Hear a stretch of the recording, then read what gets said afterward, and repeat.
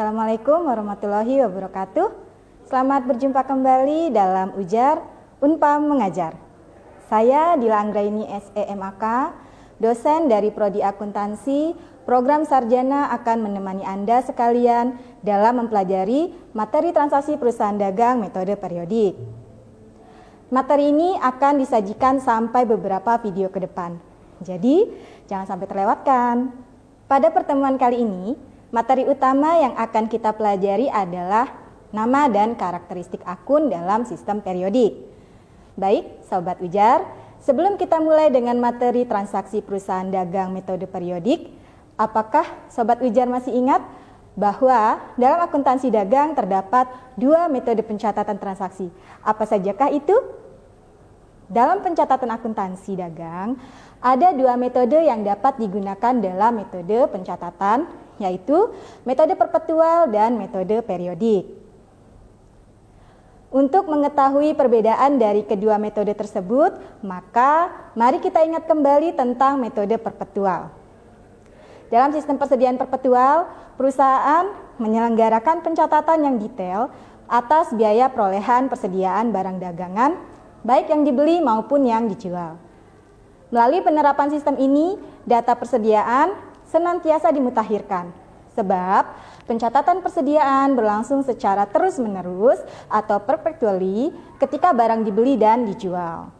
Meskipun pencatatan persediaan dilakukan terus-menerus, perhitungan fisik persediaan tetap perlu dilakukan minimal sekali setahun. Sistem perpetual pada umumnya digunakan pada perusahaan yang menjual barang-barang dengan macam jenis barang yang relatif sedikit dan mudah diidentifikasi. Misalnya, perusahaan dagang elektronik, mebel, perlengkapan dapur, dan sejenisnya. Lalu, bagaimana dengan metode pencatatan periodik dan bagaimana penerapannya? Ikuti terus di Sasmita Jaya Televisi Berbagi untuk Negeri.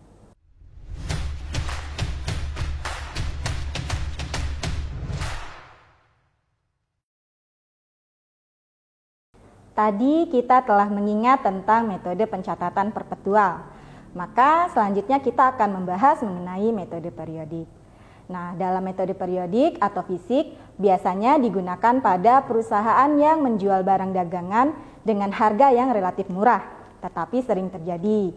Dalam metode periodik atau fisik, perpindahan barang dagangan baik yang masuk maupun keluar tidak akan dicatat. Selain itu, akun persediaan barang dagangan tidak bisa dicatat di debit untuk transaksi pembelian barang dagangan dan tidak bisa dicatat di kredit untuk transaksi penjualan barang dagangan. Dalam metode periodik atau fisik, akun pembelian biasa dicatat di debit untuk transaksi pembelian barang dagangan, sedangkan akun penjualan bisa dicatat di kredit untuk transaksi penjualan barang dagangan. Pencatatan transaksi dengan metode ini mengakibatkan persediaan barang tidak bisa diketahui setiap saat karena pencatatan dilakukan secara periodik atau berkala pada akhir periode. Berikut ini akan ditampilkan contoh jurnal dalam bentuk periodik. Sistem persediaan periodik atau fisik berkebalikan dengan sistem persediaan perpetual. Dalam sistem persediaan periodik, perusahaan tidak menyelenggarakan pencatatan detail atas persediaan yang dimilikinya sepanjang periode. Penentuan biaya perolehan barang yang terjual hanya dilakukan pada setiap akhir periode. Pada akhir periode, perusahaan melakukan perhitungan fisik persediaan yang belum terjual untuk menentukan besarnya biaya perolehan persediaan pada akhir tahun atau persediaan akhir. Sistem periodik dianggap lebih cocok bagi perusahaan dagang yang menjual barang berharga eceran, murah, dan sistem akuntansi tidak berbantuan komputer. Menggunakan sistem periodik, pencatatan harga pokok penjualan dilakukan secara periodik bersamaan dengan pencatatan di akun persediaan barang dagangan. Oleh karena itu, pencatatan ke akun persediaan barang dagangan dan harga pokok penjualan dilakukan secara periodik, maka saldo akun persediaan barang dagangan dan harga pokok penjualan tidak selalu mencerminkan besaran yang sesungguhnya setiap waktu. Saldo akun menunjukkan besaran persediaan barang dagangan di awal periode dan akun harga pokok penjualan baru terbentuk ketika dilakukan penyesuaian atas akun persediaan barang dagangan. Setelah kita mengetahui apa yang dimaksud dengan metode periodik, maka selanjutnya kita akan mempelajari akun-akun yang digunakan dalam metode ini. Berikut ini beberapa akun yang lazimnya dibentuk dalam sistem pencatatan periodik. Pertama, akun persediaan barang dagang. Akun ini dicatat secara periodik lazimnya melalui pencatatan penyesuaian dalam rangka penyusunan laporan keuangan. Kedua, akun harga pokok penjualan. Akun ini dibentuk secara periodik lazimnya melalui pencatatan penyesuaian. Yang ketiga, akun pembelian. Nah, akun ini merupakan akun untuk mencatat transaksi-transaksi pembelian barang dagang. Keempat, akun retur pembelian. Akun ini merupakan akun untuk mencatat transaksi retur pembelian barang dagang. Yang kelima, akun potongan pembelian, di mana akun ini merupakan akun untuk mencatat transaksi penerimaan potongan pembelian. Keenam, akun biaya angkut pembelian. Nah, akun ini merupakan akun untuk mencatat pengeluaran berupa ongkos angkut pembelian barang dagang jika ketentuannya adalah FOB shipping point. Yang ketujuh, akun penjualan. Kalau akun ini merupakan akun untuk mencatat transaksi penjualan barang dagang. Yang kedelapan, ada akun retur penjualan. Akun ini merupakan akun untuk mencatat transaksi retur penjualan barang dagang. Kesembilan, akun potongan penjualan. Akun ini merupakan akun untuk mencatat transaksi pemberian potongan harga penjualan barang dagang. Nah, itulah tadi akun-akun yang bisa digunakan dalam metode periodik. Maka apa sih yang membedakan metode perpetual dengan metode periodik? Nah, adapun perbedaan antara sistem periodik dengan sistem perpetual yaitu pertama, dilihat dari penggunaan buku pembantu. Pada sistem periodik tidak ada buku pembantu, hanya menggunakan catatan. Sedangkan di sistem perpetual digunakan dalam bentuk kartu persediaan barang dagang. Kedua, dilihat dari pencatatan transaksi. Pada sistem periodik pencatatan persediaan hanya pada saat pembelian barang dagang saja. Sedangkan sistem perpetual pencatatan pada saat pembelian dan penjualan barang dagang. Ketiga, dilihat dari nama akun atau perkiraan yang digunakan pada saat pembelian. Pada sistem periodik, akun yang digunakan adalah pembelian, sedangkan pada sistem perpetual, saat membeli barang dagang akun yang digunakan adalah persediaan barang dagang. Keempat, dilihat dari penyesuaian akhir periode pada sistem periodik. Penyesuaian akhir periode dilakukan dengan menutup persediaan barang dagang awal dan mencatat persediaan barang dagang akhir hasil perhitungan fisik. Sedangkan pada metode perpetual tidak melakukan jurnal penyesuaian pada akhir periode dikarenakan pada saat pencatatan pembelian ataupun penjualan sudah menggunakan akun persediaan barang dagang sehingga saldo akhir persediaan dapat langsung dilihat pada buku besar akun persediaan barang dagang.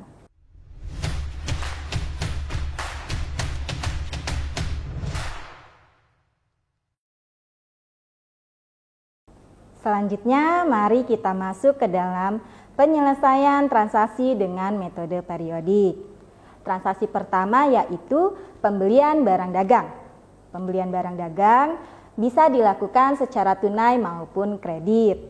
Contoh transaksi tunai, dibeli barang dagang secara tunai sebesar 5 juta rupiah, maka jurnalnya adalah di posisi debit, letakkan akun purchase sebesar 5 juta rupiah, dan di posisi kredit dengan akun cash sebesar 5 juta rupiah.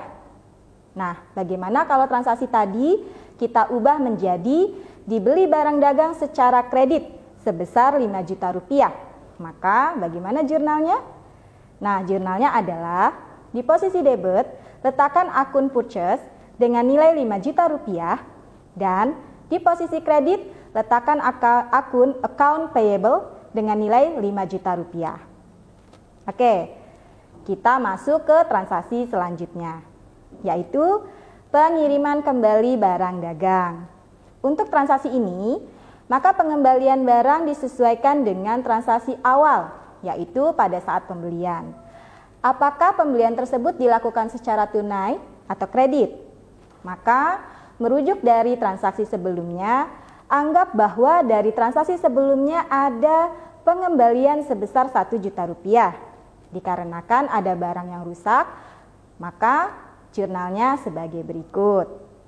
Jika awal pembelian dilakukan secara tunai, akun yang didebet adalah cash sebesar nilai yang diretur, yaitu 1 juta rupiah, dan posisi kredit dengan akun purchase return senilai 1 juta rupiah. Dan jika awal pembelian dilakukan secara kredit, maka pada posisi debit akun yang digunakan adalah account payable sebesar 1 juta rupiah dan purchase return sebesar 1 juta rupiah. Nah, itu tadi contoh transaksi dan jurnal yang dipakai pada transaksi pembelian. Selanjutnya kita masuk ke contoh transaksi penjualan. Sama halnya dengan transaksi pembelian, maka untuk transaksi penjualan juga ada secara tunai maupun kredit. Contoh, dijual barang dagang secara kredit senilai 2 juta rupiah. Jurnal yang digunakan adalah cash diletakkan pada posisi debit dengan nilai 2 juta rupiah dan sales diletakkan pada posisi kredit dengan nilai 2 juta rupiah. Jika transaksi kita ubah menjadi dijual barang dagang secara tunai seharga 2 juta rupiah, maka jurnal yang berubah ada di posisi debit, di mana posisi debit menjadi account receivable senilai 2 juta rupiah dan akun sales di kredit senilai 2 juta rupiah. Nah, ternyata dalam penjualan juga bisa terjadi transaksi pengembalian barang loh. Bisa jadi karena adanya barang cacat ataupun barang rusak pada saat pengiriman. Lalu, jika terjadi kerusakan bagaimana jurnalnya? Mari simak ilustrasi berikut. Dari penjualan barang dagang, sebelum ada pengembalian barang dagang sebesar Rp500.000, dikarenakan adanya kerusakan pada barang dagang. Jika transaksi penjualan sebelumnya dilakukan secara tunai, maka jurnal untuk pengembalian barang dagang adalah sales return pada posisi debit sebesar Rp500.000 dan cash pada posisi kredit sebesar Rp500.000. Namun, bila transaksi penjualan sebelumnya dilakukan secara kredit, maka jurnal yang dipakai yaitu sales return pada posisi debit sebesar Rp500.000 dan account receivable pada posisi kredit sebesar Rp500.000. Oke, selanjutnya kita masuk ke ilustrasi transaksi berikutnya, yaitu transaksi biaya angkut. Biaya angkut dapat terjadi pada transaksi pembelian maupun penjualan. Contoh, untuk biaya angkut transaksi pembelian. Dibeli barang dagang sebesar Rp5 juta dengan biaya angkut sebesar Rp125.000 secara tunai. Maka jurnalnya adalah freight in senilai Rp125.000 di debit dan cash senilai Rp125.000 di kredit. Kemudian, jika biaya angkut terjadi dalam transaksi penjualan, maka jurnalnya menjadi freight out di debit dan cash di kredit. Mari kita lanjut ke ilustrasi terakhir, yaitu terkait pelunasan utang dagang dan piutang dagang. Utang dagang dan piutang dagang ini terjadi karena adanya transaksi pembelian dan penjualan yang dilakukan secara kredit. Kita bahas satu-satu ya. Untuk pembayaran utang dagang yang terjadi karena adanya transaksi pembelian kredit, biasanya ada persyaratan atas transaksi tersebut, di mana dalam persyaratan ada kondisi di mana harga barang dagang tersebut akan mendapatkan diskon atau potongan. Ilustrasinya, dibayar hutang dagang atas barang dagang yang dibeli secara kredit pada tanggal 1 Mei senilai Rp5 juta dengan syarat 2/10 N/30. Dari transaksi ini, jika pembayaran utang dilakukan lewat dari 10 hari, maka pembayaran utang tidak mendapatkan potongan. Namun, jika kurang dari 10 hari, maka dapat potongan 2%. Pada kondisi pertama, Jika pembayaran lewat dari 10 hari, maka tidak mendapatkan potongan dan jurnalnya yaitu account payable diletakkan di debit sebesar 5 juta rupiah dan cash di posisi kredit sebesar 5 juta rupiah. Nah, bagaimana jika pembayaran dilakukan pada kondisi kedua? Yaitu dibayar kurang dari 10 hari, yang artinya pembayaran utang mendapatkan potongan.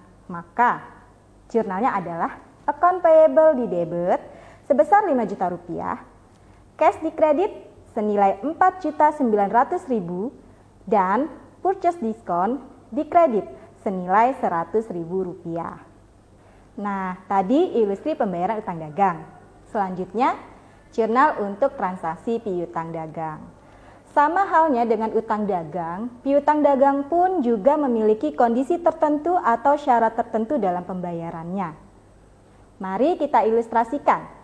Ilustrasinya, diterima piutang dagang atas barang dagang yang dijual secara kredit pada tanggal 1 Mei senilai 2 juta rupiah dengan syarat 3/10 N/30. Sama seperti jurnal pada utang dagang, piutang dagang juga memiliki dua kondisi dalam penerimaan, yaitu jika penerimaan piutang dagang lebih dari 10 hari, tidak ada potongan penjualan. Dan jika diterima kurang dari 10 hari, maka mendapatkan potongan penjualan. Jurnal untuk kondisi pertama, pada saat penerimaan piutang dagang lebih dari 10 hari, maka jurnalnya cash di posisi debit sebesar 2 juta rupiah dan account receivable di posisi kredit sebesar 2 juta rupiah. Bagaimana kalau terjadi penerimaan pada kondisi kedua, yaitu penerimaan piutang dagang kurang dari 10 hari? Maka jurnalnya cash di debit sebesar 1.940.000 rupiah, sales discount di posisi kredit, debit sebesar 60.000 rupiah, dan account receivable di posisi kredit sebesar 2 juta rupiah. Sobat Ujar, tadi telah disampaikan materi mengenai transaksi perusahaan jasa metode periodik. Agar dapat mendalami materi yang tadi, Sobat Ujar juga dapat mempelajari materi transaksi perusahaan jasa metode periodik ini pada modul pengantar akuntansi 2. Nah, sahabat Ujar, silakan kalian diskusikan soal ini ya. Semangat calon akuntan!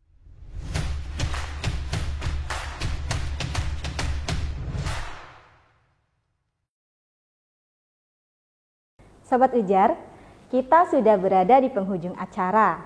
Dari materi yang sudah saya sampaikan, bisa disimpulkan bahwa pencatatan pada metode periodik menggunakan akun yang sesuai dengan transaksinya. Pada sistem pencatatan persediaan periodik, tidak ada akun rekening harga pokok penjualan atau HPP pada catatan jurnal yang dibuat. Perbedaan sistem pencatatan persediaan perpetual dan periodik adalah suatu perusahaan yang menggunakan sistem persediaan periodik akan mendebit rekening pembelian sebagai rekening sementara untuk mencatat HPP yang mana di akhir periode perusahaan harus menutup rekening HPP tersebut untuk bisa disesuaikan dan dibuatkan laporan keuangan secara lebih detail dan rinci. Sobat Ujar, demikianlah materi transaksi perusahaan dagang metode periodik. Sekian materi dari saya Dila Anggreni, undur diri. Sampai bertemu kembali di episode berikutnya. Assalamualaikum warahmatullahi wabarakatuh.